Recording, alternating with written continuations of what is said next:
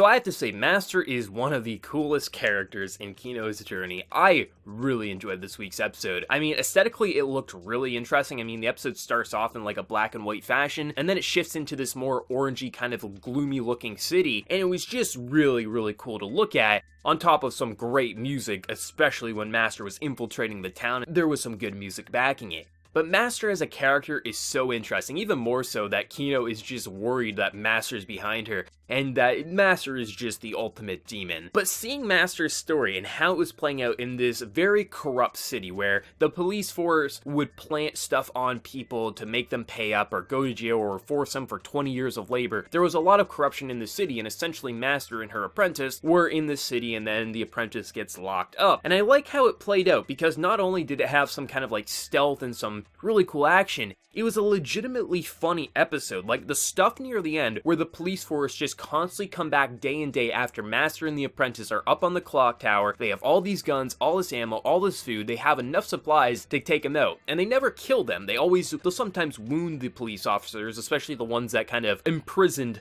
the apprentice there. But they never hurt anyone, they never kill anyone, and it just gets progressively worse where the cops will come back each day like, okay, you shot off my helmet, so I'll just have like this riot gear. Oh no, they just got past the riot gear, so we'll come back in with vehicles. And it just got progressively more worse to the fact that you just see the mentality of these corrupt politicians, these police officers, get progressively more and more beat down to the point that they're just like, can you please just leave us alone? And that stuff actually cracked me up. I thought that was hilarious. And I felt like just the way they were building onto the comedic timing near the end of the episode, it was brilliant. Even more brilliant when you see some of the old police officers now walking around with canes, and Kino sees the monument that's been put up, and they made this elaborate plan to make it look like they weren't as much as pieces of shit as they actually were. And it was just hilarious. But it was actually a legitimately intriguing episode with this country and seeing a corrupt country and having someone similar to Kino, just Master obviously, and how Master kind of like shifted this country into being a good country and also freed her apprentice. And it was just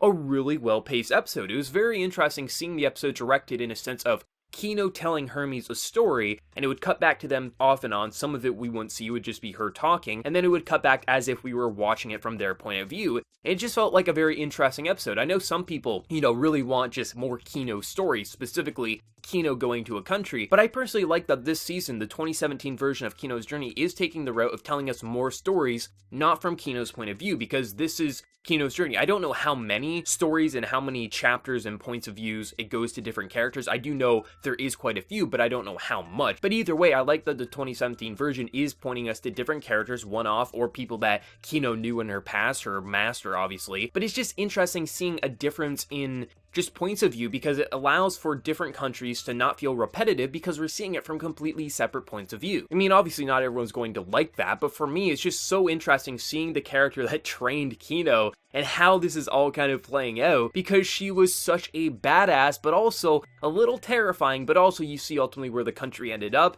So it's pretty awesome nonetheless. Like, even though she is a little sick and twisted in her own way, it was nice to see that. And that's why I like 2017's version of Kino's journey. Obviously, I wasn't wowed by every episode of this, but since they started focusing on different points of view, it feels like the pacing for these one-off stories are working quite well. It doesn't feel like this one went by too fast. I felt like it had the proper pace, it had the build-up. Maybe it did rush by the chapter or the story here, and maybe it wasn't a proper adaptation. I've never read it, so I can't tell you one way or the other. But for me, I felt like this was properly paced. Building up a good amount, focusing on Kino and Hermes, telling a bit more, finishing up the story, and then tying it all off with Kino going to that same clock tower and seeing ultimately where that country ended up. This was one of the best episodes of the season. It was really, really good. And once again, I'm just so excited to see where they're going to go next week, because this is setting the bar extremely high. And that's all I want Kino's journey to do. Just keep telling cool stories and not have it feel rushed or out of place. This is the proper pacing I think it needs to be. But let me know your thoughts. What did you think of this? And how did you think of Master overall? Because in my opinion, Master, one of the best characters of the season. Complete badass, but also a bit of a demon in her own way. But let me know your thoughts. And before you leave, smack that like button to show your support. If you're new to the channel, be sure to subscribe. So until next time, everyone, please take care and have a good one.